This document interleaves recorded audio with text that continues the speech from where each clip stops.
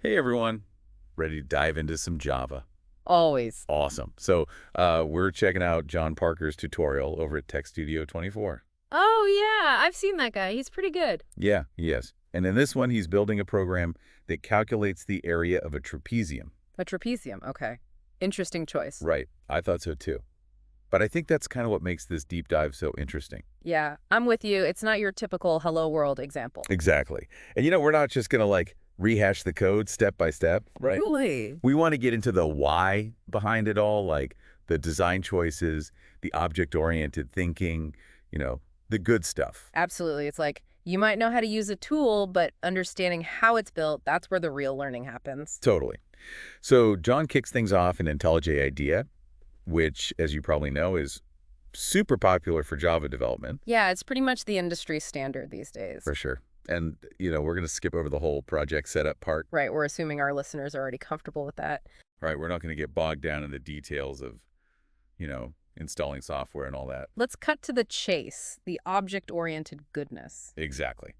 So project's ready, and John jumps right into creating a class called Trapezium. Okay, so right off the bat, he's modeling a real-world concept as a Java class. That's classic OOP. It is. And this is where things start to get really interesting, right? Because we're not just dealing with abstract numbers anymore. We're giving this shape a digital form. We're creating a blueprint for building trapeziums in our code. I like that, a blueprint. And it's cool? John defines the properties of the trapezium, like side A, side B, and height, as private variables within the class. Encapsulation. Yes, Yeah. encapsulation. Now, for those who might not be super familiar, why is that such a big deal? Well, imagine you're building a car, right? You don't want the driver to be able to, directly mess with the engine while they're driving. That would be a disaster. Total disaster. Encapsulation is like putting a protective cover over those essential inner workings. It ensures that you interact with the trapezium's properties in a controlled way through the methods defined within the class. So it's not about being secretive with the data. It's about creating a safe and predictable way to interact with it. Exactly. It's good software architecture, makes the code more robust, easier to maintain. Think of it like building a house with strong walls and designated entry points. Love that analogy. Ugh. Okay, so we've got our properties defined. But a trapezium isn't just a set of measurements, right? It's a shape. Right. It has a specific area. And that's where the calculary method comes in, right? Yep. This is where we bring the trapezium to life. This method takes those properties, the sides, the height, and uses that good old geometry formula to calculate the area. A plus B 2H, right? You got it. And it returns the result. Wow. Nice and clean. So we're taking this real-world concept, the area of a trapezium, and we're translating it into a function within our code. Exactly. We're bundling the data, the properties with the behavior, the calculation, all within this self-contained unit, the trapezium object. And that, I think, is a perfect example of why object-oriented programming is so powerful. Absolutely. It's a way of organizing code that just makes sense. It mirrors the way we think about the world. So I think we've laid some great groundwork here, wouldn't you say? We have, but we're just getting started. We still need to figure out how to make this whole thing interactive so someone can actually use it to calculate the area of their own trapeziums. Right. We've got the blueprint. Now we need to build something with it. Exactly. And that's where things get even more interesting. So stay tuned for part 2, where we'll dive into that. Okay, so we've built this awesome trapezium class, Yeah. right? It's like we've got our blueprint all set.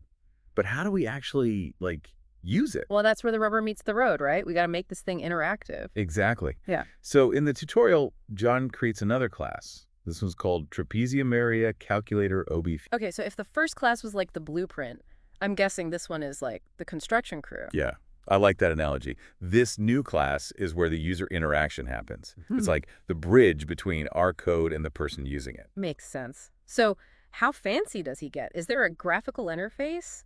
Or are we talking command line here? Well, in this case, it's all about keeping it simple, Ah, back to basics. Gotta love it. right? Sometimes the best way to really understand what's going on is to strip away all the bells and whistles. Totally agree. So it's command line, huh? So how does he handle the input? Well, he uses a class from Java's standard library called Scanner. Scanner. Oh, yeah, classics. I know, right? Yeah. It's like a must-have tool for any Java programmer. Get to read all sorts of input. But here, it's grabbing those trapezium measurements right from the console. Okay, so the user types in the lengths of the sides, the height, all that good stuff. Exactly. And then the Trapezium Area Calculator O class takes those measurements and, get this, uses them to create a brand new trapezium object. Wait, so we're actually using that blueprint we made earlier to build a specific trapezium based on the user's input. Yep. Think of it like, ordering a custom-made suit. You give the tailor your measurements, and they use a pattern to create something that fits you perfectly. Okay, I'm seeing the elegance here. So now we've got this custom trapezium object all ready to go. I'm guessing the next step is to actually calculate the area. You know it. And here's where that calculate area method we talked about earlier comes into play. Because it's part of the trapezium object itself, it has access to all the information it needs.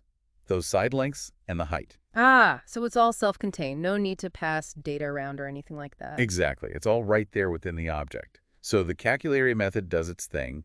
And then how does the user see the result? Another trip back to the basics. John uses system.out.println to display that calculated area right back in the console. Nothing fancy, but it works. And hey, sometimes that's all you need, right? For sure. So there you have it. We've built a program that can calculate the area of any trapezium. And we did it using object-oriented principles, which is the really cool part. Right. It's like we didn't just solve a problem, we learned a way of thinking. A way of thinking that can be applied to all sorts of problems, not just geometry. Exactly.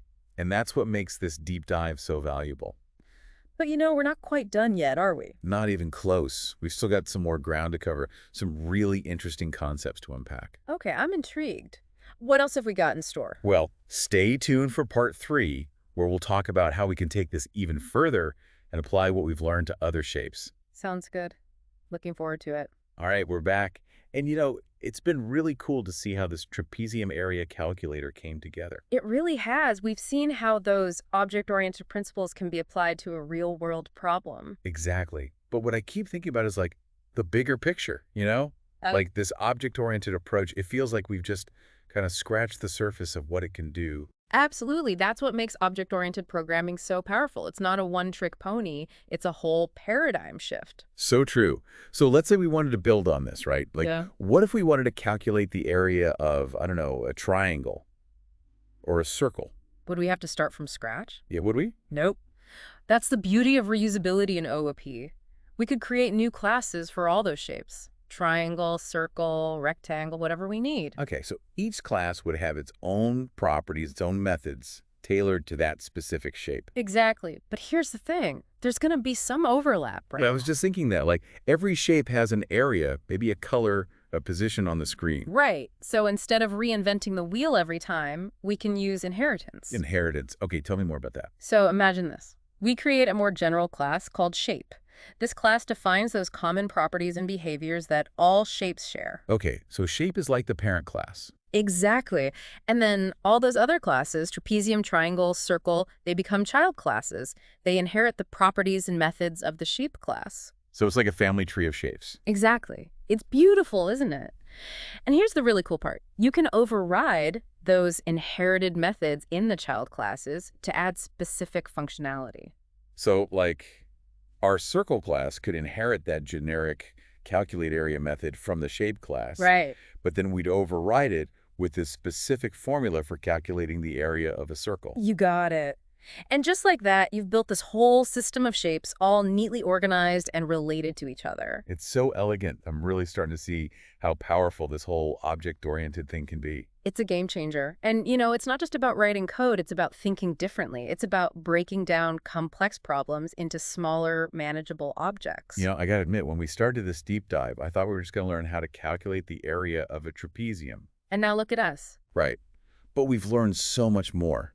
We've learned a whole new way of thinking about problem solving. And that's what's so exciting about object-oriented programming. It's a journey of discovery.